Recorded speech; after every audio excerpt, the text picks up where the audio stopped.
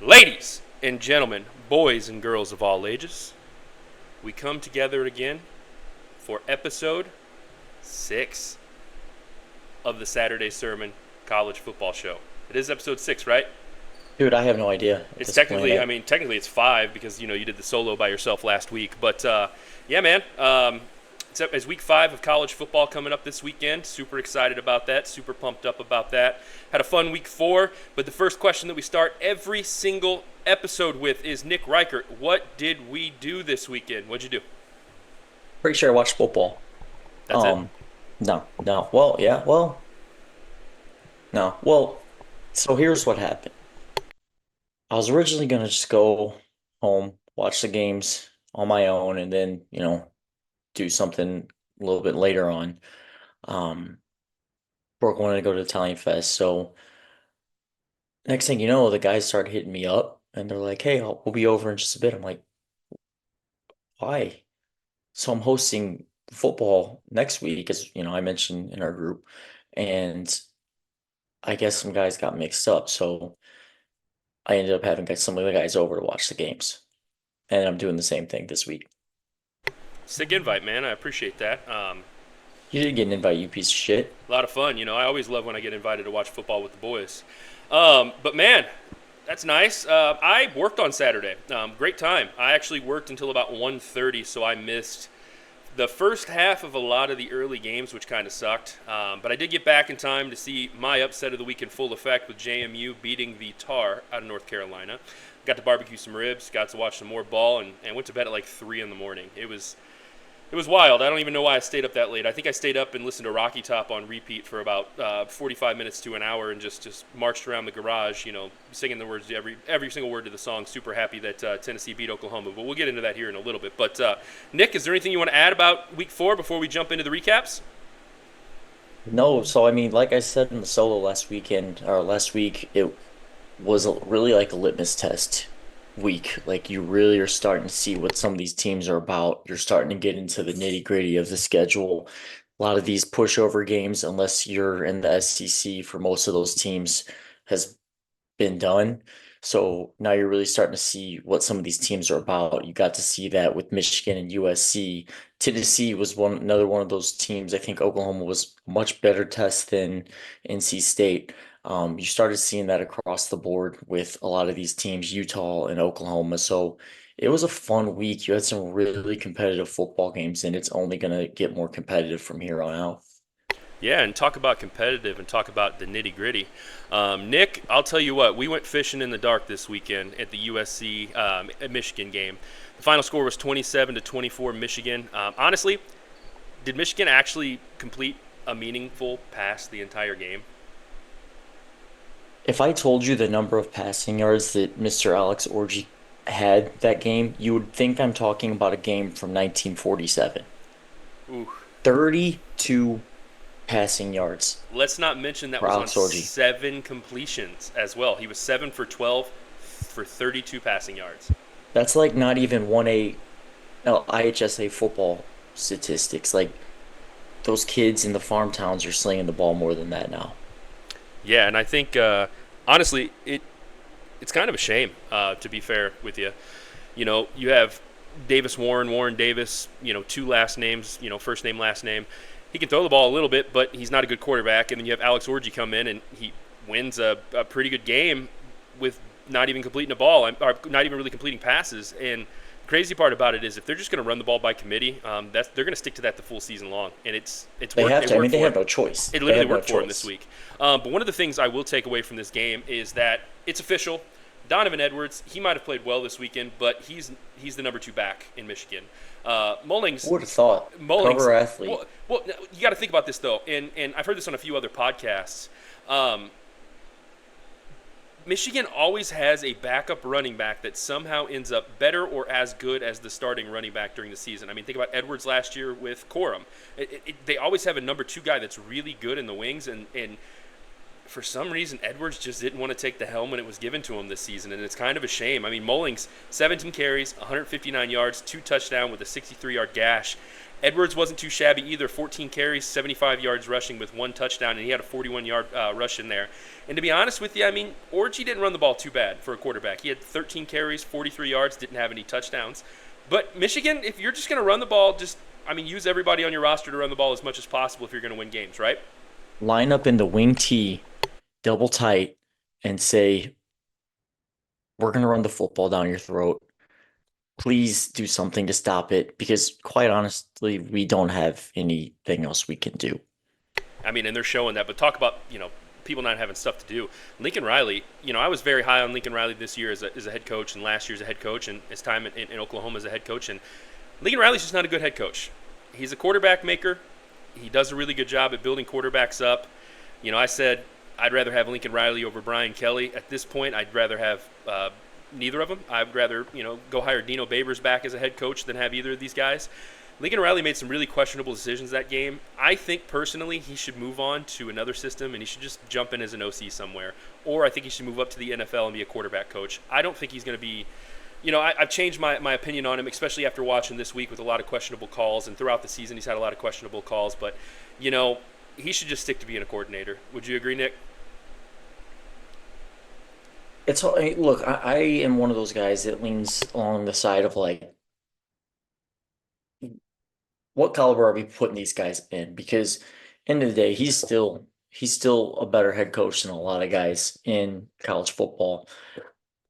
But I mean, again, run it back last week. And I mean, we talked about it forever. We talked about it since last year. You know my philosophy. You are neglectful on defense. You're never going to win anything meaningful. And same applies right now. I will say this. USC has improved on defense. But I mean, brother, day late and a dollar short. I I put USC on my upset alert last week, and to be honest with you, I really didn't view this as an upset. I thought that Michigan was going to run away with it, and then I was like, okay, they really completed 32 passing yards, 7 completions. So I'm like, okay, this kind of reminded me of the Iowa State game earlier this year where they had the lead and they're about to blow it. But I'm gonna quote that Diaz brother again. Not surprised. Yeah. I'll tell you what, though. You talk about the game. USC should have won that game. I think one play really cost USC winning, and it was that Pick interception six. that Will Johnson interception pick six that They he had in the needed third they quarter. needed a defensive score. I said it Yep. when it happened. I said they're not going to score on offense. They need a defensive score because otherwise they're going to lose this football game. And And they had one of the best in the game right now to do that just for them. and the thing about it too is that if they didn't have that pick six and they incompleted that pass or whatever, Michigan doesn't win that game, and that's the reality of it. They didn't have enough offense to win that game. That pick six really sealed the deal for them. Even though it happened in the third quarter, it really sealed the deal No, for I them. mean that was yeah, And 100%. another thing I took away from this game, and you can have your opinion on this if you'd like. Miller Moss is going to be a great NFL quarterback someday. Miller Moss is an incredible college quarterback, but USC cannot air the ball out 51 times and expect disaster not to strike. And that is the perfect example of disaster striking. I mean, they aired the ball out 51 times this week, and you're going to throw interceptions if you throw the ball that many times. I mean, it's a given.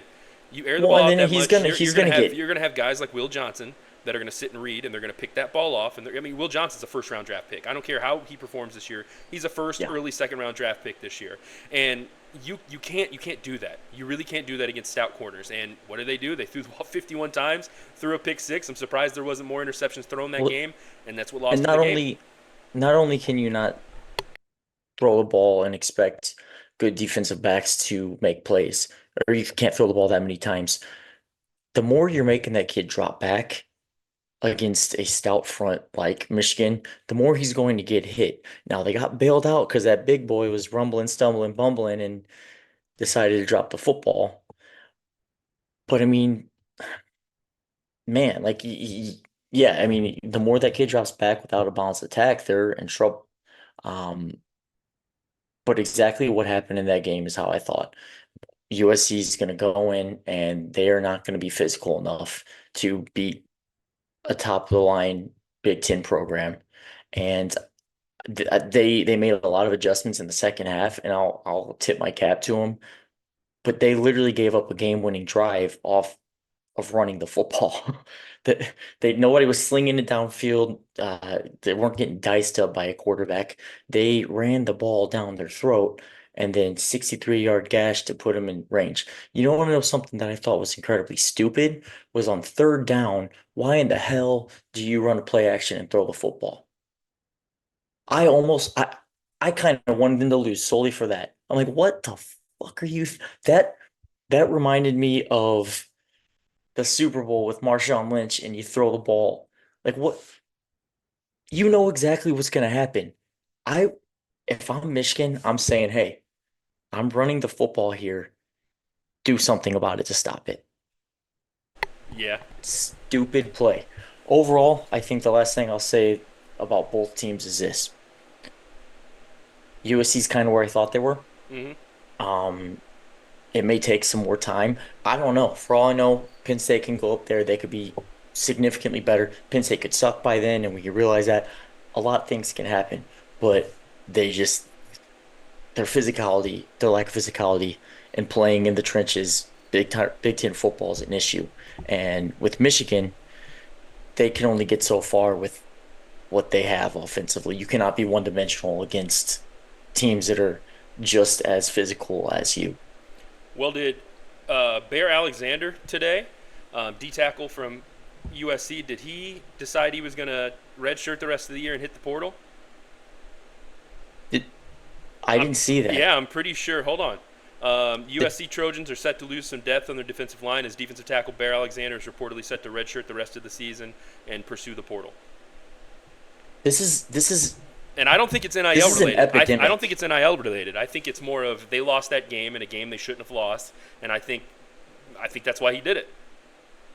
This is we'll get into that in a bit because I Yeah, news topics yeah, for and sure. that's a lengthy one, but yeah, move on from that for now. We'll talk about a lengthy news topic. Number 6 Tennessee took on Oklahoma. Number 15 Oklahoma at the time in Oklahoma. Final score was 25-15 Tennessee. Watching that game, the score really doesn't warrant the outcome. Tennessee controlled that game start to finish. I mean, I think it was 22-3 in the fourth quarter, and it kind of looked like they really let their foot off the gas in the third quarter. To be fair and honest with you, and then I sent you that video on Instagram of Heupel whispering in Nico's ear like he led up in the third quarter because he knew how good of a defense Oklahoma had, which understandably so. In situations like that, when you're playing SEC That's football, how you play football. that's how you play football. I mean, if you have a big enough league, why air it out so like crazy to prove a point? They did that earlier in the season against week 2 against NC State. was it NC State where Nico was airing the ball out for no reason. I mean, Nico's stat line wasn't terrible. It was 13 for 21, 194 yards, 1 touchdown. He had a couple big passes to Thornton and to Brew McCoy.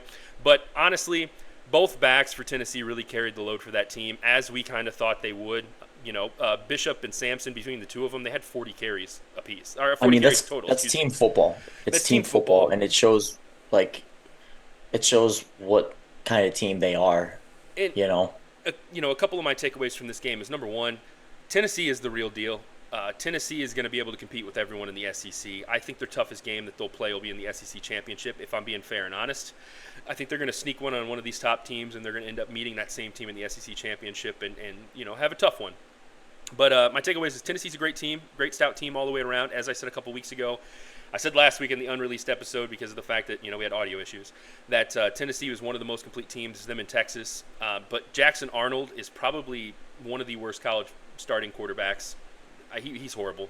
I'm happy they benched him. Hawkins is going to be the starter the next game. I'm happy they announced that. He played well at the end of the game. He threw a touchdown pass towards the end of the game, but I was gonna say, how long did he get in for? um, Hawkins, I think, got in the third quarter, the end of the third quarter, and the fourth quarter, and I think he had that touchdown pass in the fourth quarter. But the big thing I'm too, curious to see what he can do to.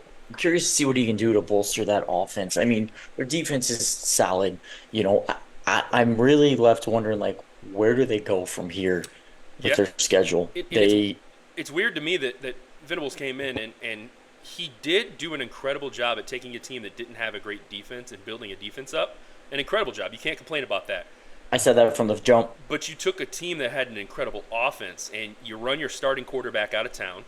If Gabriel stays, they're in that game, if not win that game. You run your starting quarterback out of town. Now you're left with Jackson Arnold, who's going to transfer. He's going to transfer. I'm surprised we haven't heard news today that he's redshirting and planning to transfer. Dude, I wish. But I can't deal with this But shit right now. But literally, you went from running a great offense in Oklahoma to Venables coming in to now they're just a super stout defense with no offense at all. A complete 360 of what they were under Riley. It's kind of sad to see, but man, Okie has a great defense. They're going to be good defensively all season long. They just have to figure it out, and hopefully Hawkins can be that fuel that they need to figure out. I believe they draw Arkansas this week, if I'm not mistaken. Correct?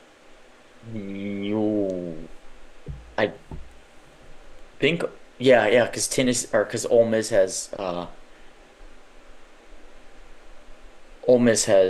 can't. No, they play Auburn. They play Kentucky. Auburn this week. It's They play Auburn. Okay, It was. yeah. I knew it was one of the two in the Auburn Arkansas game last week. Yeah, they're looking bad.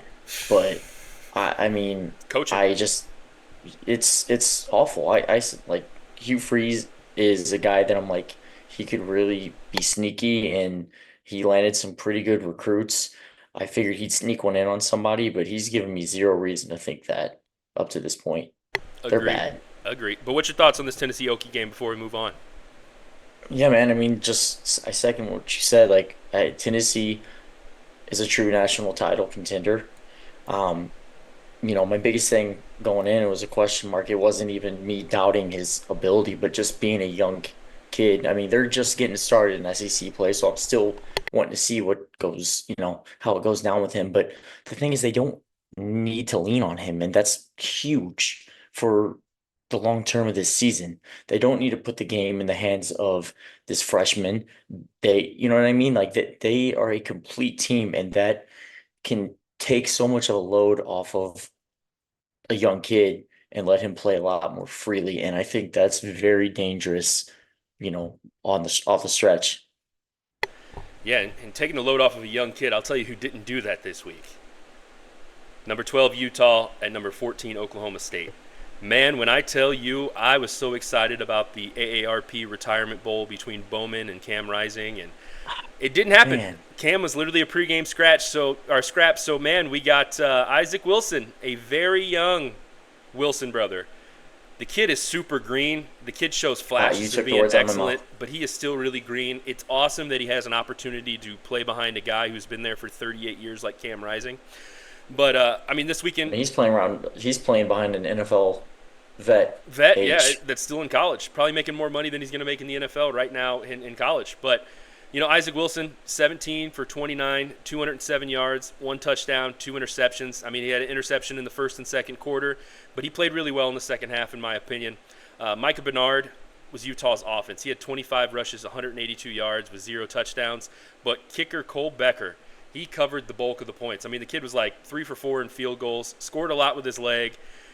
But you got Wilson playing against a veteran quarterback who people had a lot of faith in coming into this season at Oklahoma State with Bowman. Bowman. Man, he looked bad. He's not a very good quarterback. I haven't been high on him all year. He was 16 for 33, 206, 2 touchdowns, 2 interceptions. With that much experience, you would think you'd be better at this whole quarterback thing. But that interception in the fourth, especially when you're playing against a young quarterback on the other side Yeah. who's not sustaining drives. Yes. You had opportunities there. Granted, Utah's defense is lights out. They are. But And you want to talk about Utah's defense. I mean, Bowman throwing that interception in the fourth quarter. And this is where I see a lot of greatness coming from Isaac Wilson. Utah, they get that interception, right? Fourth quarter, they're losing. Isaac Wilson comes out the very next play and throws a 45-yard touchdown. You can't write that up. I mean, the young man. you capitalize on Yep, on and what he the capitalized. team's given. Yep. But my big question 100%. about this game is, and I'm going to curse here, so I'm sorry. What the fuck is wrong with Ollie Gordon? What is his deal? He had 11 carries, 42 yards this week. He might still be hungover from that DUI earlier for the season. I heard this on another pod, and I'm recycling some resources right now. Do we think there could be a problem with him? I mean, I'm not insinuating anything, but do you think there could be some kind of off-the-field problem or off-the-field issue he's struggling with right now? That DUI was a little bit more of like a public light of what he's going through, because you don't win awards and you don't come in being the best running back in the season with all of this hope and all of this expectation to come out and has he had a game anywhere near 100 yards this season? I mean, I want to try to play devil's advocate here and say, if Alan Bowman and that pass game's not great, his obviously the run games, his stats are going to suffer from it, from like loaded boxes, but they've not looked good. And I mean, you bring up a good point.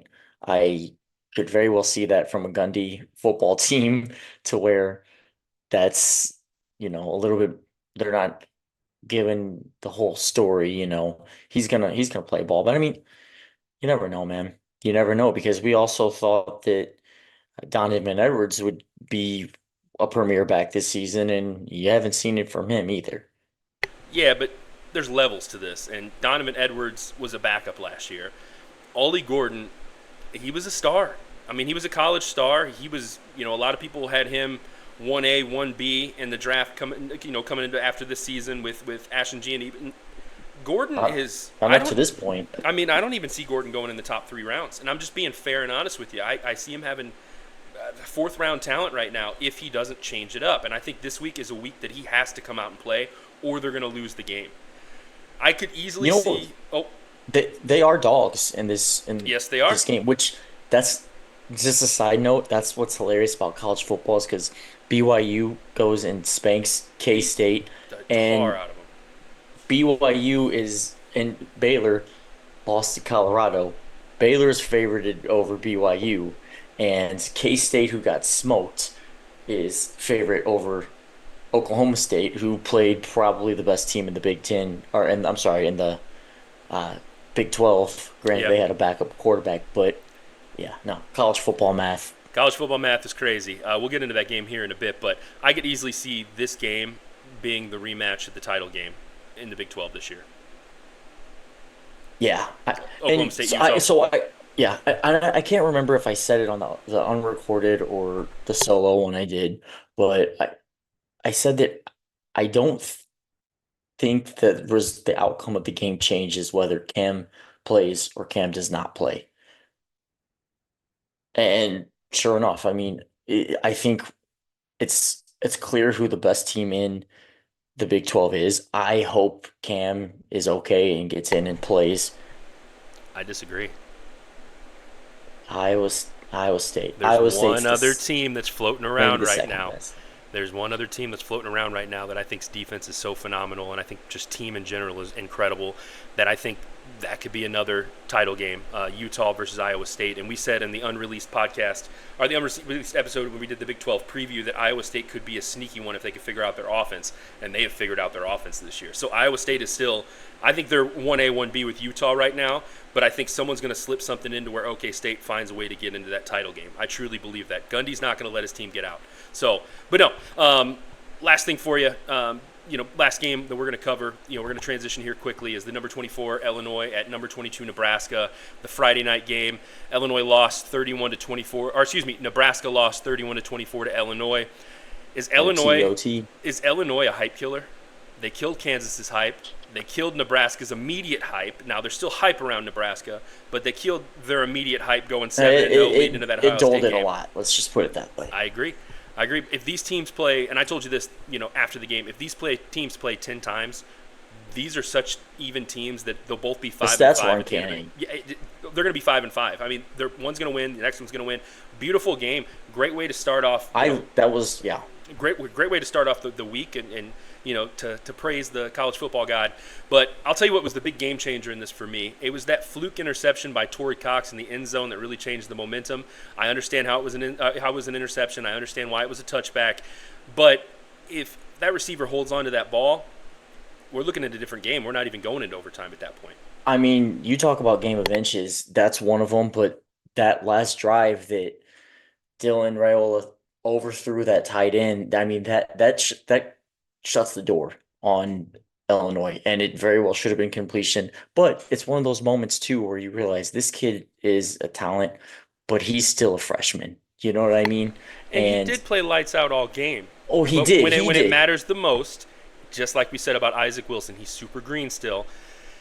He is an excellent prospect coming up. He is an Oh, excellent green player, but he is absolutely. still very green. He's still immature in his game, and you see him getting better every single week. And this is a mistake that he's not going to make again. I'm calling it right now.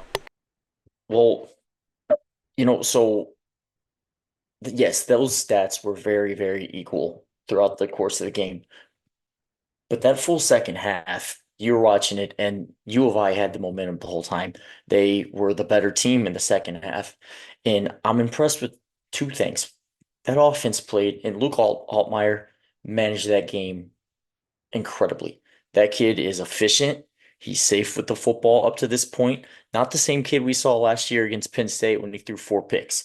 They were efficient, but man, that play calling was superb. They they had they had every right call every single play. Like they didn't miss on what they were doing, and I gotta say I'm very impressed. It makes this game coming up next week with the boys a little more interesting, but we'll get into that in a minute. What is it? Matt Rule's getting a little bit of shit right now because of his record against ranked opponents. What do you make of that? I mean, are you holding this type of thing against him with Nebraska? Personally, I'm not because Nebraska was in shambles when he took over the team, and they're losing these games by less than a score. I think he's got still. I mean, he's grown a culture in there. I don't think these guys. I mean, I don't think these guys are in a game with U of I till the last series if this was a Scott Frost team. I agree. I echo exactly what you said. I'm not holding any ill will towards towards Coach Rule in this sense. I think that he is building a team right now, and he's built the culture. He's building a team now to fit that culture. You give him another year, and they're going to be so much better. I mean, look at how they've improved since last year already, and that's just second year in the system. They're going to be fine. He's going to figure it out. I will never say a bad thing about Coach Rule. They're going to be Uh, fine. They're going to finish the year with above 500 record. They're going to be fine. Um, yeah, One thing I will say before we head on to the next kind of thing is both quarterbacks, as you mentioned, did play really well. Altmaier, he managed that game really well, as you said. I mean, he was 21 the for vet. 27, 215 yards, four total touchdowns. Raiola, 24 for 35, 397, three touchdowns and an interception. But one of the things that I said on the messed up podcast last week, the messed up episode last week, is Altmaier is at his peak. Altmaier is as good as he's going to get right now in this moment. Raiola is only getting better each week. If these teams played at the end of the season, I think we see a different outcome. But they won't unless they both somehow manage to make the title game or they both, which would be insane. A lot would have to blow up for that to I happen. don't know if I'd even be mad at it, to be I honest would. with you, but It's new blood. But with that in mind, I do think that Altmaier played a perfect game. Bielma, he's coached his ass off this year. He's done a really good job coaching this year. A lot of people had written U of I off coming they into the were they season. were supposed to have their win total was Yes, the amount of wins they have right now. and it's insane because they I think lost like Vegas had them at like four, I mean, four losing and a Chase half. Brown, losing guys like that. I mean, they lost a lot that were really good players, but somehow they're figuring it out, and that's another culture that we have to keep an eye on. U of I, under the big boy, under the Hoss, they're Bielema's looking won some sharp. upset football games in his past. He has. But talk about upsets. We're not going to talk about those right now. We're going to talk about something even better than upsets. We're going to talk about our players of the week. Nick, I'll let you go first. Let's rattle off your players of the week. I assume you probably have a couple quarterbacks in there. Nope, I sure don't. I have one guy and one guy only. Actually, Khalil Mullings. Yes, I'm giving kudos to a Michigan football player. This actually was the one game that I kind of was pulling for Michigan. I'm not going to lie to you because was sick of the USC hype and I just wanted people to bring it back down to earth. Guys like Mr. Joel Klatt and everybody else. This kid, again, running back his stats, 17 carries, 159 yards, two touchdowns. he opened up the scoring, and then he opened the door, he kicked in the door, and then he closed it and locked it. This kid had the big run that gave Michigan a chance. There was no way in hell Michigan was going to win that football game if he didn't bust off 63-yard run and put them in scoring range. That kid won that football game along with the defense, of course, but he was the Michigan offense, and hats off to him, man. He made the biggest plays when they mattered. Um, it's got to be Khalil Mullings. So I actually agree. I have Cleo Mullings on mine.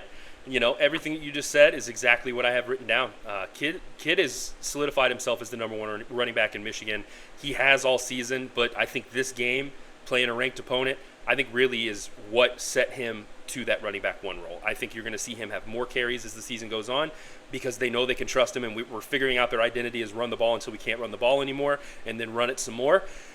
But I also have another one. I always pick one quarterback, and I'm this. just happy it exposed USC. I'm just happy the kid exposed USC Well, moving my forward. my second player of the week is actually Alonzo Barnett the third from JMU. The quarterback from JMU, he put a clinic on against North Carolina this week. Nick, That was a flag football. That was 7-on-7 Nick, football. in that 70-50 win, he went for 22 for 34, 388 yards and 5 touchdown passes. The kid was lights out against North Carolina. A lot of people had that game, North Carolina all the way. You and I on the unreleased episode, and I posted a clip onto the Instagram page.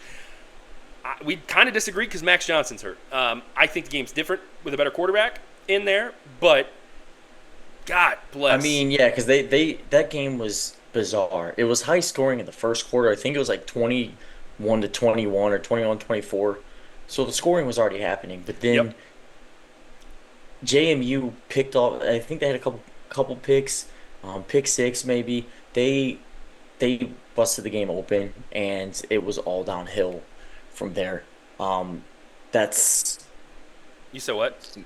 It's I, all I downhill from here. Newfound no Glory? No? no Sorry. no Should I have that turned ain't the it. echo on? I apologize. To be honest with you, I thought you turned off the mic and did that, but I digress. That's messed up, dude. But no, that was my upset of the week. I bet it. I was happy I bet it. A couple other games kind of messed me up, but I was very happy that I bet that game. But Nick, our players of the week are great, but usually your hot topics, your hot news topics of the week are even better. So Nick, let's give a couple of them right now. Yeah, yeah, yeah, of course. Let me get it up. I mean, dude, the biggest one we're gonna talk about, Matthew Sluka, however you say his last name, UNLV quarterback is stepping out undefeated UNLV with some upset wins on their resume thus far. A team that's a true, legitimate G5 contender to make the playoff. He is quitting on his team. He's walking out due to a dispute over not receiving NIL funds that were agreed upon. Now, with this situation, I say this all the time. You have a lot of these NIL deals that are handshake deals, and this is exactly what this was. This wasn't bound by a contract. This is what I'm torn. I'm really torn. What are your what's your gut reaction? What are your initial thoughts? Well, my initial thoughts was reading the story is that he was promised X amount of dollars that he didn't receive. Now, when I initially heard that, I was like, oh, well, they promised him he was going to get paid for this. He's coming out, he's playing, he should receive this because that's what was promised to him. But since then, there has been more news that has broken, and that is that everything that he was promised from UNLV, he has been paid and he has received, but his family spoke with someone, and they're saying it might be an agent, so we don't know if this might disqualify him moving forward in college football. But his family spoke to an agent, and they said his value is much more than what they say his value is in the NIL, and he should ask for more money from UNLV. So you're hearing stories from each side. You're hearing new things come out each side. This is something I'm going to keep my eye on because I've been very negative against the NIL since it's been released. I think the NIL was a good idea, just like the transfer portal was a good idea and thought but teams with are guidelines and with restrictions that they guidelines and didn't do. restrictions. Yes, and I've told you in our unreleased episode last week that with the transfer portal, I think there should be guidelines on the transfer portal. I think students should have to commit 2 years to an institution. Third and fourth year, graduate year, they have the opportunity to transfer out. I don't think they should be able to come in as a freshman to this school and then transfer to the next school as a sophomore and then transfer to another school as a junior and then play at that school junior and senior year. I don't think they should be able to do that. I think the same thing with the NIL. I think there should be NIL caps, and I think you should have to have proven revenue generating ability at the institution to be able to receive a certain amount of money on NIL. And my example is you got a guy like, we'll just say this Smolka guy or whatever his name. I don't even really know. I've watched him play. I knew he played at Holy Cross and he was really good at Holy Cross. But you got this kid who, as much money as he thinks he's worth, he's really not worth that. But then you had a guy like, we'll say they're playing at the same time, Johnny Manziel. Why would this kid be able to make more money than Johnny Manziel? Why would this kid be able to be in the same cash realm as Johnny Manziel? Because the team needs him more to fit their build and to fit their mold? No, I think there should be caps on NIL per tier, and I think there should have to be proof and evidence of generated revenue that the institution is bringing in from the player So they can audit so they can it. monitor it, and they can't give all these random NIL deals out to guys and that don't deserve it, that haven't earned it, and it doesn't become the Wild West, which it's slowly starting to become. I'll disagree with you on that. This is not slowly. This is all hell has broken loose, and this is a terrible precedent. They actually lost. They had a running back to take or decide, and this wasn't over NIL, but it was one of the running backs, Michael Allen. He was like maybe third string, but I mean he had 19 carries this season. It's not over NIL. He said it was over playing time, which is bizarre to me. You've carried the football still 19 times. You know, this is a terrible precedent that has been set, and I was not aware of what you just said about him. Now, again, I want to see the full story because you're here. It's all hearsay until there's some kind of proof, right? But no matter what side this coin is, it made me sick because this is what the president you've set, Yep. and they've shit the bed with this, and it's only getting worse.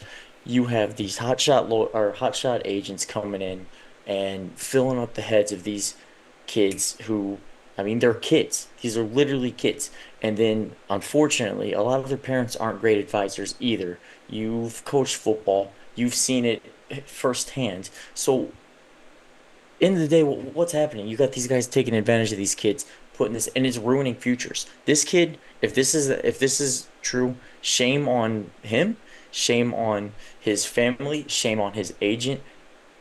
I truly hope this fucks him over if that's the case. And to be honest with you, if say he was paid more, how do you come back from this? How do you sit there and look at your starting or look at your team in the face and say, I quit on you guys because I thought I was worth more money. I thought I was more important than you guys. I thought I was more important than this historic level season we're starting. I'm better than you guys. Well, You can't start the kid. you can't, and he won't come back. He's not going to come back. I think they've made that clear that That's he's not hot coming back. garbage. But I will say, if you're a betting man, the lines have not changed. I was looking at I that was going to say today, and Fresno. I told our buddy Dan, Yep, shout out Dan, I know you're watching, Fresno's that still +2. I said Fresno's +2. I think I might be locking up Fresno. You got to take it tonight because I think this is going to change by tomorrow. I think the lines are going I to was shift wondering by if it's tomorrow. so I didn't look at it earlier in the week, so I didn't know if it changed. It's still +2 right now, but I'm telling you, by Friday, this is one of those hot ones that you got to get into now. By Friday, they're going to be. I think Fresno's going to be -2 as the favorite. I'm calling it right now. What a hell of a game to quit on your team on, too. Fresno is a lock. The real Bulldogs, not the Georgia Bulldogs. The real Bulldogs, Fresno. But man, what other news we got? I don't really have anything else that's important. Uh, One thing, it's just I gotta get it off my chest here. I have had some favorite commentators of college football. Some guys I like to listen to. I think they're very knowledgeable. But then the more and more you listen to them, you start catching a little bit of bias. and some of it you can live with until they start talking about your team. Mr. Joel Klatt, Oh no. he had his Big Ten tears. This was before last week. He had all his tears, and he was crying tears when it went to shit. USC in tier two with Oregon. Tier three had Penn State. Now you just watched, no, mind you, Penn State and Michigan were in tier three. Now you just saw what happened when Michigan, who's a very one-dimensional football team, bullied USC tier two just this past week. So I'm really curious to see what he has to think about that. Now it goes further than that. He had a snide little remark in an interview. They like the interviewer, this wasn't like I don't know, somebody else with Fox. And they said, "Do you think Penn State will run the table?" Sure, you don't have to believe that. I mean, that's fine. I'm okay with that. But the way he responded, he did the no, I don't think so. Eat shit, Joel. Eat shit. I like listen, look, I still like your commentating, but same thing with your partner Gus. You guys were my favorite group, but last year with Gus with the Maserati Marv drove me up a wall. And not to mention that big noon kickoff ruins whiteout against premier opponents because Fox is too greedy and they got to have these big game slots. They're ruining college football. I'm done. Yeah, well, speaking of Pac-12, you see all the lawsuits coming from the Mountain West right now for the Pac-12. I'm surprised you didn't bring that up. They are poaching, and I think the big one was the Utah State one. I don't know if you saw that or not. I guess I there's a did just see that they yeah, joined. yeah. So there's a huge lawsuit coming over Utah State I because hope they all get sued. I'm not entirely sure, but I think you need what 8 teams or 9 teams to be able to be active as a conference. It's probably eight. They used to have 8 team conferences back in the day. And I think when they added Utah State, I think they may have bumped the Pac-12 up to 8 teams and the Mountain West down to 6. So I think that's where the lawsuits come in. But the Pac-12 countersued the Mountain West. I don't know if you saw that or not, and that's because No. because of that partnership that they have this year. They don't think they've been compensated adequately for that partnership that they had. So they're going to sue each other. I mean, when you talk about conference realignment, what is the second thing that comes with it? A lawsuit. So, man, The I'm root what, money is the root of all evil in college football, and it is truly ruining the sport that I love, yeah, and and the it really the sucks. crazy part about the Pac-12 too, and I mentioned this in our group chat. It's not football related, but adding Gonzaga was kind of a big deal, honestly, for other sports, for basketball primarily. But adding Gonzaga, that was a very smart move. I would love to see the Pac-12 start adding some more basketball schools because the football schools that they've added are not gonna make them a power football conference again. Boise State's gonna be a good one and stuff like that. But I mean, if they start making themselves a basketball school, that could be kind of fun, honestly. Well, I saw something too, and it was like, do you think the Pac-12 potentially, and I mean, at the rate they're going with the teams they're picking up, I was gonna say, do you think they could potentially reel some of these teams that left back in, like the Stanfords who travel 35,000 miles a year and they're not very good. Could you bring some of these teams back? It makes more Yes, sense. they will. I think a lot of the reason why the How Pac-12 disbanded last year was because of the fact that they were fighting for TV deals and couldn't get a TV deal. If I'm not mistaken, right. It was all over TV contracts, if I'm not mistaken. I think that was a big thing. But I mean, that's neither here nor there. This was going to happen regardless Yeah. because it has become an arms race. USC was going to jump to the Big Ten, and then Oregon was like, okay, well, what about us? Like, we're going too. And then UCLA was like, well, we're a pretty big name brand too. Let's go over there. And then of course, same thing with Washington. So this was going to happen regardless. Yeah. But transitioning forward now, we can spend a lot of time talking about these news stories, but let's talk about the games this week that we're really interested in, we're really high on. Our games of the week picks that we have. First one we'll talk about is number 20 OK State at number 23 K State. Currently, right now, K-State, as you mentioned earlier, is a 4.5-point favorite, which is insane to think about. The matchup predictor doesn't say that, though. The analytics point to Oklahoma State being favored at 52.6%. K-State had one good game this season, Nick. Last week they got butchered by BYU. Why are they a 4.5-point favorite?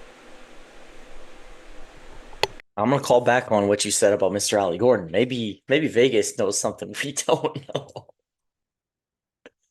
Yeah, maybe. I mean, Maybe he has a couple more DUIs in Vegas that just haven't been released yet or something. And the odds predictors they came out and they saw him and they knew there was a problem. I don't really know, but I'm confused about this. Nick, I'm going to say it again. I've said it before. I'm not impressed with Avery Johnson. He played what we're finding out in an incredible game against one of the worst defenses in the Big 12. Bowman has a lot of passing yards through the air, and I'm not sold on him. Nick, this game's going to come down to the running backs. It's going to come down to Avery. It's going to come down to Giddens. It's going to come down for Edwards running the ball for K-State. So I know Avery's not a running back, but Avery's going to have to use his feet. Giddens is going to have to use his feet. Edwards is going to have to use his feet to get yards. I don't think they're going to get it done in the passing game. But Ali Gordon has to show up, or Oklahoma State's going to lose to K-State. yeah, I'm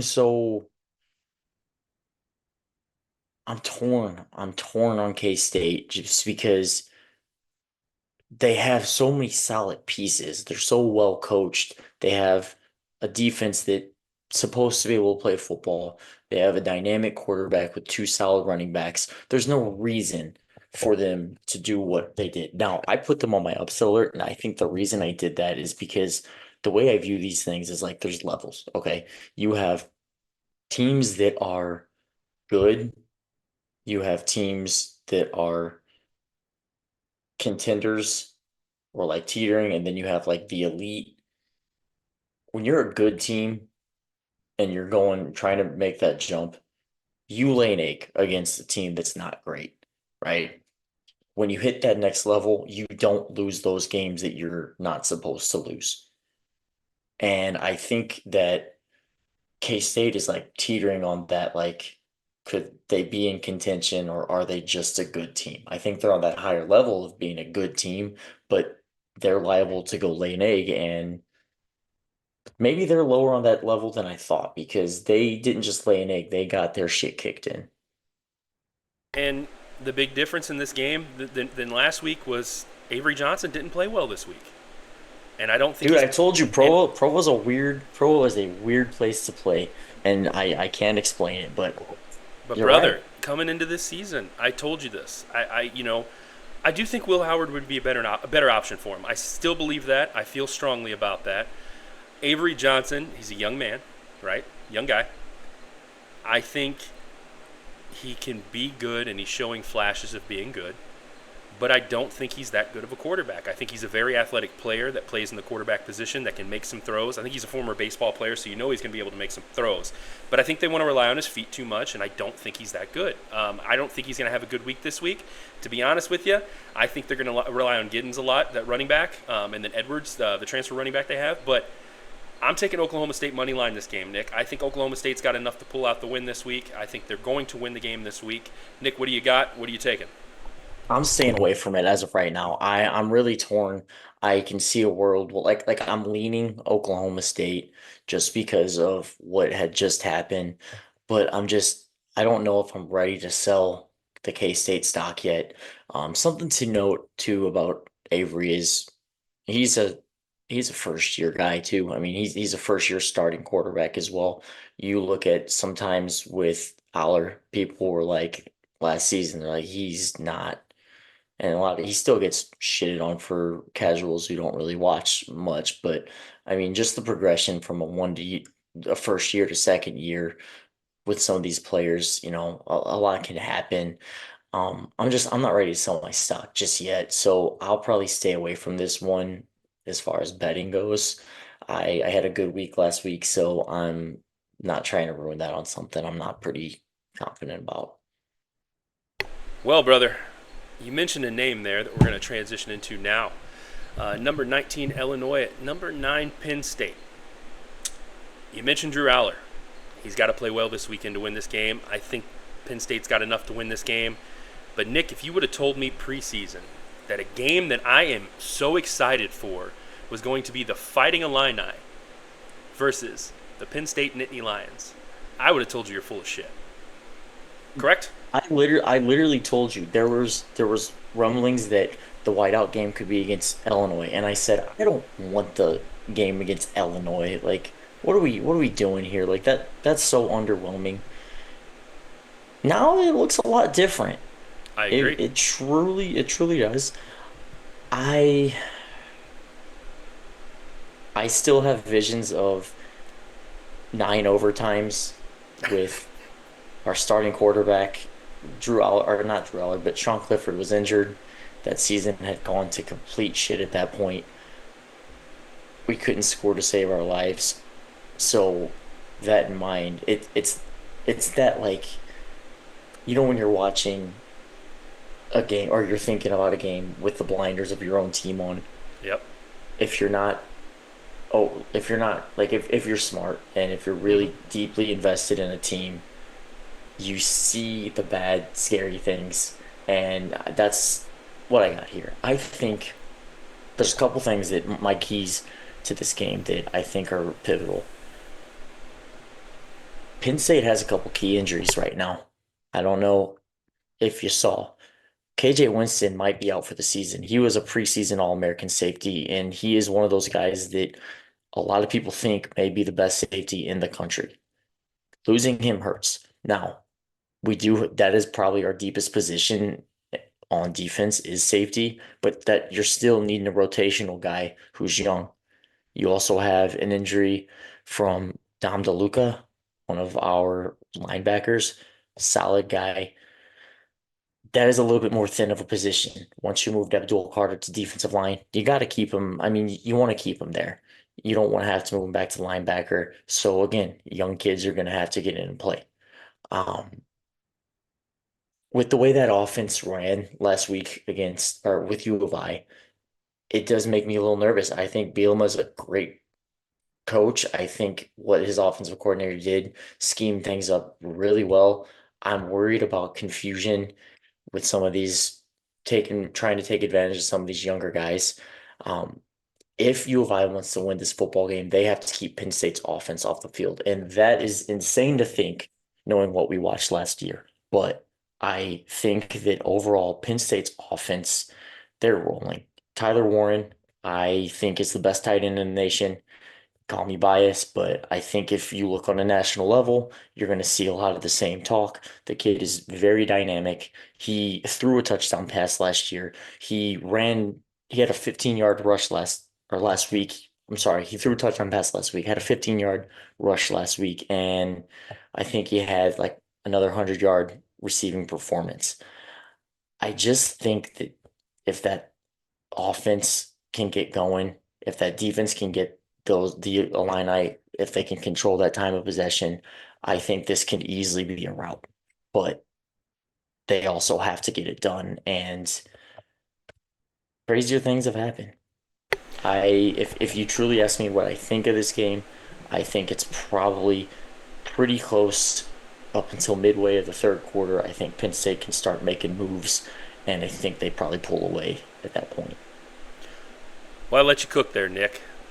Now I'm going to cook.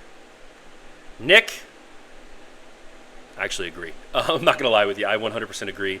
I do think it was very disrespectful of the odds to make this a 19-point favorite for Penn State. I think That's that what scares me. And it keeps anytime jumping you up. anytime you see that, you kind of question that.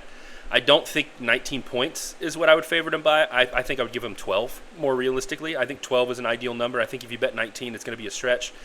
I I think could 16 see at the top, at the very, 15 would be the max. the But 12 to 15 range sounds like a sweet spot for me. I think 19 is going to be a bettor's nightmare. I could be wrong. I've been wrong before. I just think if the University of Illinois plays the way they played last week against Nebraska, but tightens up a few things, I don't think I think 15. I think 19 points is out of the question. To be honest with you, I think it'll be a tight, fun game. But with that, Nick, if I'm betting on this game, I'm taking Penn State money line. Just being fair with you, but I do think this is the biggest opportunity for Illinois to make a splash, and I think they're going to do the best they can to make a splash on a national level in this game. Well, also this is a primetime game in Happy Valley. Yeah, And I think that Franklin is one of those guys that can spin a narrative yeah. as well. I don't know if you saw Bielema, and that now he did give a lot of credit and respect to the Penn State fan base, but he said, whatever the hell that means, talking about the whiteout. And I think just those little things like that, guys like Franklin can Bulletin board material. That's what that is. That's bulletin board bulletin board material, material from a good 100%. head coach, And the fact that the last, a motivating head coach, yes. not a competitive head coach, not a in your face head coach. When someone's screaming at you and telling you, "Hey, they said what the hell's a whiteout game? What the heck's a whiteout game?" No, a guy like Franklin will found a way, and I guarantee you, we both agree, found a way to take that and to spin it into a very motivational thing for his team because he has that ability. Well, Say the what you thing want is, about him in big games, he has the ability to motivate and lead, and I think he does a great job at that. but here's the other thing about it. I don't even think it's even so much of like that's kind of a shot on the fan base. And being up there, it's like no other. That is a crazy atmosphere. I think people hear that and they're like, all right, let's one up you. I guarantee you're going to see a whiteout. I mean, they're already, wear white, wear white. The program isn't saying it. He just said, I need whiteout energy. And I think the fan base is going to run with this and say, fuck it, we're doing two whiteouts this year. You watch. I think it's going to be an electric environment. Yep. And I'm curious to see how Illinois runs with it because I'm telling you that environment makes this team energy just skyrocket. Yeah, I agree. I will respond to something that you said. I do think Harold Fannin Jr. is better than Tyler Warren, but I think they're both really good and they're both top 3 round draft picks. To be honest with you, I think Man, they're is that both the kid that is the Bowling Green. okay, so their stats are That their kid's a stats. stud. I just did you see that catch that Tyler Warren made last week? I did. And he took a hit to the face and he did not fall on. He was pissed. He was like, Yeah, that hurt.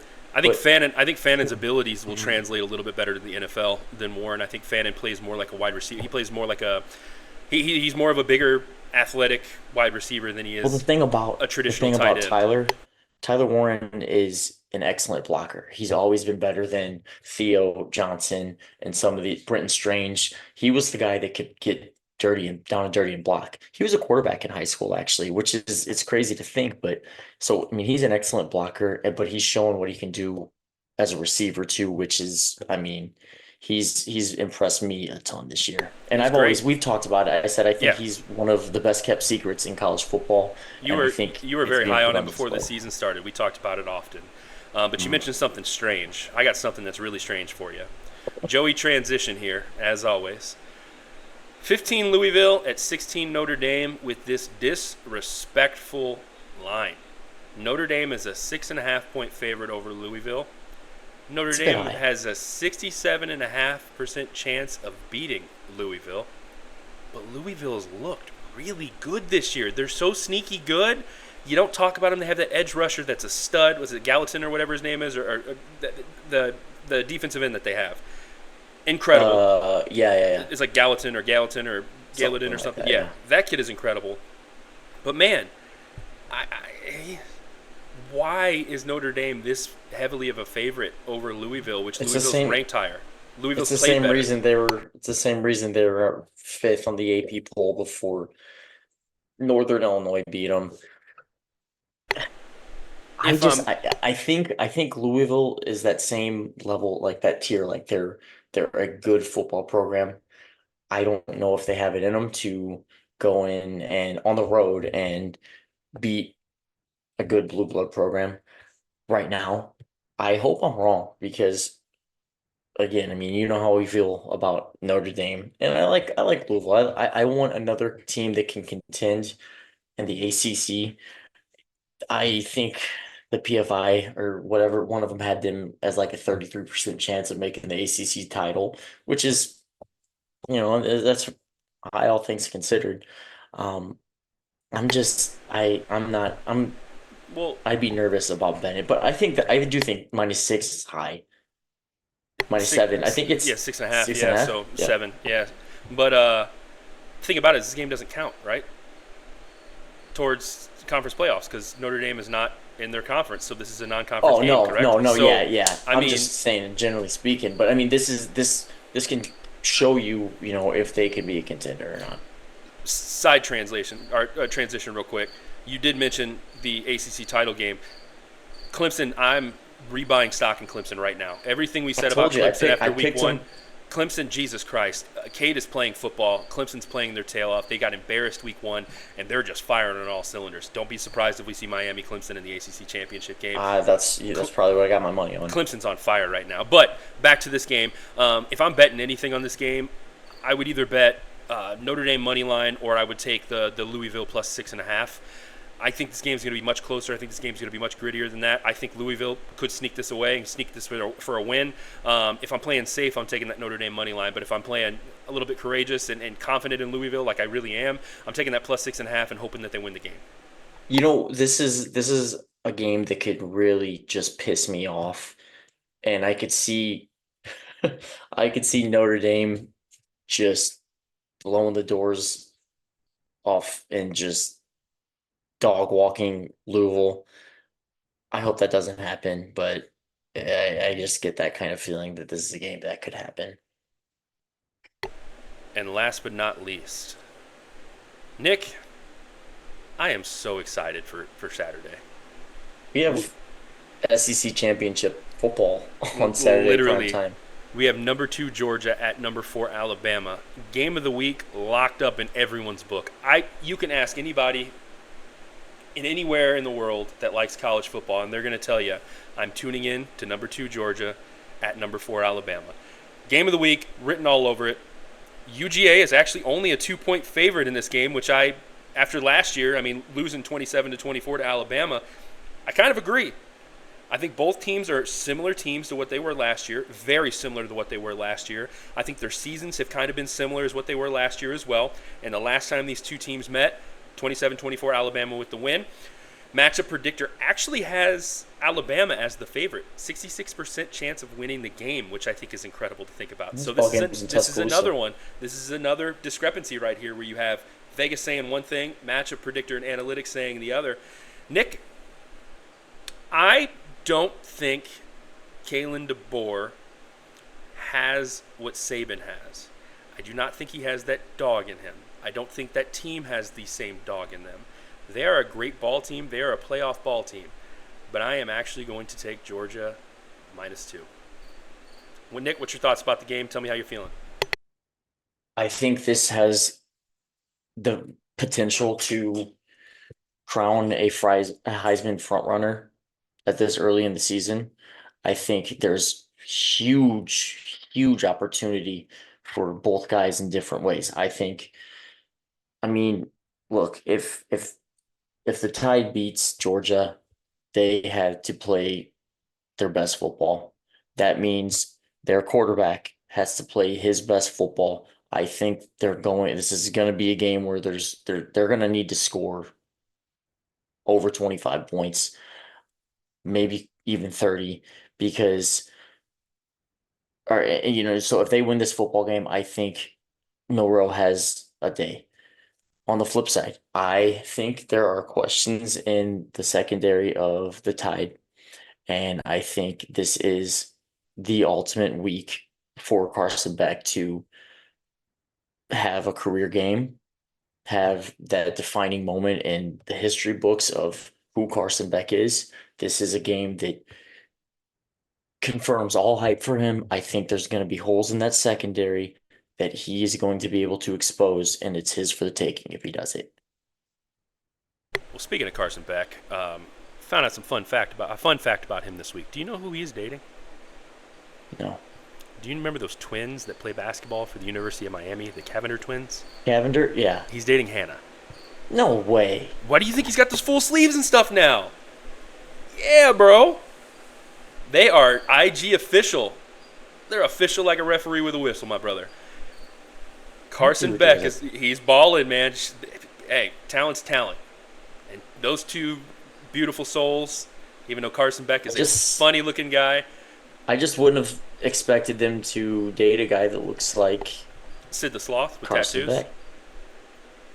He can play some Yeah. ball though. But no, Nick, you think who do you have in that game though? I took Georgia -2. What are you taking? This isn't real betting right here. This is just our thoughts. Give me the Tide. Taking Alabama. All right. I don't think Georgia has the same talent as they had in the past. I think that kind of was exposed against Kentucky. I don't think they can just out talent everybody across the board. Um, Really, I just said the Tide because you said Georgia, because I'm not confident in that at all. Because at the same time, Georgia has a vendetta. Yeah. The reason they there's a good chance they win the national title if they make the college football playoff. It's the reason why they If slaughtered they don't Florida make State too. if they didn't win it, they were in it. But I think there's an argument that they could have won the game. The fact that they got left out over that was a travesty. So they got some bad blood, and I think it Yep. weighs a little bit more on them than the Tide. So Yeah. this pick is going to change probably 4 times until game day. I I'm gonna put it in our picks. I I'm still gonna haven't I pencil it still in. haven't put it in our picks. I Yep, I can't haven't I either. can't pick any Everybody of our else is games this done week. except Yeah. for us. And I wait Tough. until we're done with these before I put my picks in. I usually put them in on Thursday afternoons, but man, this We is one gotta of those stop talk. ones. We gotta stop talking about it because I already took that Cuse win and I talked you into it and I talked myself out of it. Yep. Q's over Georgia Tech. Yep. But brother, that's one of my games of the week. But let's transition into games of the week, Nick. I got Georgia Alabama number one. So excited for that one. One that people aren't talking about enough. Washington at Rutgers. Rutgers is on a roll right now. They were on a roll last season, pretty early in the season. I think they won 7 games last year. Rutgers is not a bad ball team. They can run the ball. They can play well. Rutgers is a 2.5 point They favorite. won me Nick, some. They won me some money last week. Nick, I'm excited about that game. I'm not putting my pick in because that's going to give an idea of what it is out to our little betting pool because that's one of our games of the week. But Nick, the last game of the week, and you said something about games being Heisman making games. Nick, I truly believe that this next game is going to be a Heisman caliber game for one certain guy that people are still not they're still not putting him in that top 4. Washington State versus Boise State. BSU is favored by 7.5 points. Ashton Genie did not have that many snaps the last game that they played. He didn't. He still ran the hell out of the ball too. But Nick, I think this is a game that he plays all 4 quarters. I think this is a staple game for him. It's a staple game against a respected team. I think what's going to end up happening is I think you're going to see more and more people now getting on his bandwagon after this week. Nick, those are my games of the week. I'm super excited for those. Nick, what are your games of the week? I mean, of course, the Tide and both primetime games. Georgia versus the Tide. That's the SEC championship rematch. That is a rematch of how many playoff games, national championships within the last 10 years. This is a heavyweight bout, and it's the main event of this coming Saturday. Then, of course, I gotta go. You have any primetime game in Beaver Stadium. If they're talking about whiteout energy, it's must see football. It's must see TV. I have a third one that is also under the radar, and that is the Indiana Hoosiers hosting the Maryland Terps. I think that there's two things that exist here. I think Mr. Loxley at Maryland is an awesome coach. There's actually one of my college coaches is coaching up at Maryland, which I think is cool. Um, you know, I think they're a well coached university. I think they always tinker between like average to good. Indiana, I can't typically say the same thing. They are not good to average, It's but that they have JMU staff from last year, bro. they have so much swagger on that team. They are scoring points. You get a touchdown, you get a touchdown. They're scoring and they have the swagger bottom. And I think it's exciting that Bloomington is gonna be popping. I have went to a game. I went to a game, what, two years ago up there when they played Penn State. Now, granted, they're playing Penn State, who had two losses, one loss, and they had about as many losses as Penn State did have wins.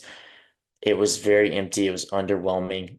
But just thinking that place is going to be popping, and I'm excited for it. I'm definitely going to turn that game on. I think that is a noon slot, if I'm not maybe not. Maybe I lied.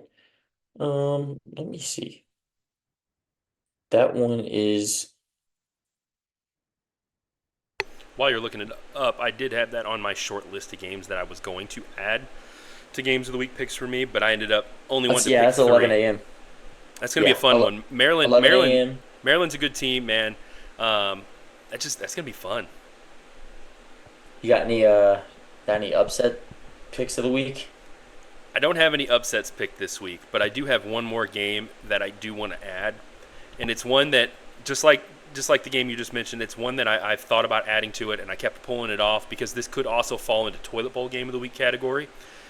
But man, actually, you think about this rivalry, you think of basketball, but UNC Duke. Yeah, you know what? I saw UNC that one. Duke is another game that's very enticing. It's almost a 50-50 split. I think the line is only 2.5 in Duke's favor. Duke's 4-0. UNC's 3-1. I think they're evenly matched teams. I think they're not toilet bowl game of the week 100% caliber teams like how when we watch Duke versus Northwestern. I think both of these teams could be okay. But I mean, last year it was a banger, if you remember, between those two teams, and you're looking at two different teams from last year to this year. This could be, like I said, one that teeters on game of the week and one that teeters on toilet bowl game of the week. So I'm going to put this as a tweener. I'm going to call this a urinal game of the week. Okay, The urinal game a of the urinal week. game of the week. You know, we're It could standing maybe up. be the urinal cake, like the freshest No, part no, of no, the no, no. The urinal. urinal, man. We're standing up. We're paying attention to it. We're focused on it, and it's going to be short, sweet, and to the point. No. I'm gonna make it the toilet bowl game of the week All because right. by your criteria, you said toilet bowl game is a game of two teams that are Are so so bad that it could be a great bad game. that it's gonna be good. That's the toilet bowl game of the But week. by their But that's a fun records, one. That's a fun one. though, they're not bad team record wise. This is why I didn't want to put They them in just don't toilet have bowl game of the they don't week. have quarterbacks, so the offense No. is horrendous on both sides. Yes, it's one of those situations where I'm like, man, I could add this to toilet bowl game of the week. I could add this to game I'm super excited about. Screw it. That's one of my toilet bowl games of the week. We're adding it to it, Nick. My other toilet bowl game of the week, Nick, that I'm super excited about is TCU at Kansas. You have Kansas that is as a toilet bowl? Kansas is currently a 1.5 point favorite. Yes, I do have that as a toilet bowl game of the week. Kansas is not good. TCU is not good. Nick, Sonny Dykes got ejected last week. TCU is not a very good team. Kansas is not a very good team, and we're seeing that as the season unfolds. This game is going to be so bad of football that it's going to be good. It's going to be exciting. It's going to be fun. This is one that I'm excited about because it's going to be two bad teams playing. This is going to remind me a lot of last week's Florida, Mississippi State, but these teams are closer matched than those teams are.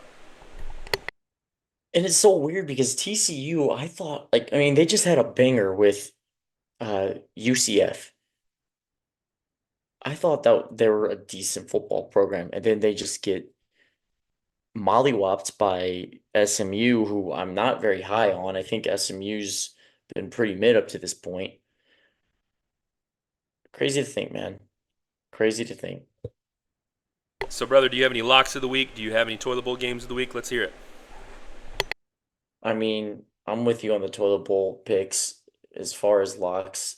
I think it's a game, it can be a game time decision. Last week I went with Bowling Green. I had a three-leg parlay, and I tell myself every week I'm done with parlays because they only lose you money. But it's so enticing when you see, oh, $5 can win me 40 or $20 can win me 160 or whatever the hell it might be. I went with one and I did round robin it. Oh man, what did I do?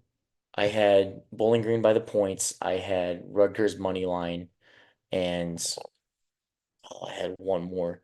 Either way, my point is I made these picks 10 minutes before the 11 o'clock slot started.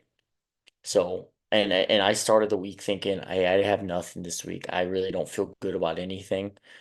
I went ahead and knocked it out, and I doubled my money in my account. So, and it was Oregon State, um, minus 2.5 against Purdue. That was disrespectful of a line. But I don't know, man. I'm really liking that. I'm liking Indiana and I'm liking Fresno. I might have to lock that one up tonight. Brother, I don't round robin enough. I always forget about round robin. Think about it. If I would have round robin last week on that $5 bet that I had, oh, that JMU would have got me paid. It still would have got me paid because I would have bet it as a single as well, and I would have got money off of it. But I parlayed it because I wanted to win all the cash and not just some of the cash. But yeah, man, I don't have any locks of the week this week either. I think if I do have a lock of the week, it's going to be it'll probably be Oklahoma State. But honestly, I can't even feel confident on that Oh, one. shit. So Listen, it doesn't matter. Nobody's taking our advice here. I no, mean, Dan is well. Dan's not because I mean he would have got paid off the JMU one, but he no, he listened to me. I want him some cash. I want him some cash with Bowling Green, I believe. So, or no, Oregon State. It it was was Oregon Oregon State. State. Yep. But most of the time we lose anyways. But hey, we're gonna keep on keeping on. Well, as always, it's closing time. Do you have any final thoughts? No, man, I mean, we are getting to the thick of the season. I will say this, total side note, I just booked a trip to Mexico in November, and it just so happened to be the same week as Ohio State, Penn State. Had no idea of it. That was just the time that Brooks' vacation works.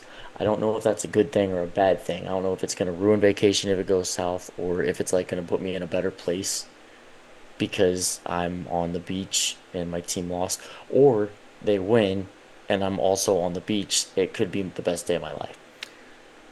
Nick, why would you go on vacation during football season? That's the dumbest shit I've ever heard in my life. It wasn't it wasn't what I intended. It's her vacation lined up that way. And to be honest with you, I need to get the hell out of this place because work is driving me nuts. If I can make enough money to like CBS, I know you're clearly listening and scouting us right now. That you are one of our 20 views. Do They're the right probably thing. they're probably the ones from out of country. Yeah, that's exactly it. Yeah. All right, Listen, CBS. listen. CBS, Fox, and ESPN, all three are out of country. Thank you. Josh Pate. Josh Pate, I watch your show a lot. I'm a huge wrestling fan, Josh Pate. What's that? I said I'm a huge wrestling fan as Y- well, Josh Pate. exactly. We can talk wrestling. We can talk football. Wrestling Give me and a job. football. Give me a job, please. Well, my closing thoughts are number one, last week was a great week of college football. I do 100% sincerely apologize about the audio issues. I was helping out with my dad last week, so I wasn't at my house, and I recorded from my dad's house, and it went all haywire on us. Number two, guys, I love this. This is so much fun. I'm enjoying bringing content to you guys. We're enjoying bringing content to you guys. It's been tough to not talk college football between the two of us outside of this because of the fact that we always want to have conversations about this beautiful sport that we love, this beautiful sport that we keep so holy and so precious to us. Number three, the Mr. McMahon documentary. I got to get inside and watch the first episode of that. I have to wake up at 5 o'clock in the morning to be on the road by 5:30. I take a quick shower in the morning, guys, to be on the road at 5:30, but I am watching the first episode of that Mr. McMahon documentary on Netflix tonight. Josh Pate, if you want to talk football on Mr. McMahon, we can have that conversation at any point in time. And last thing, Nick, as we sign off of every single episode, we always want to make this statement. You want to remember to do one thing, and that's to do what, Nick? Keep football holy. Love you guys.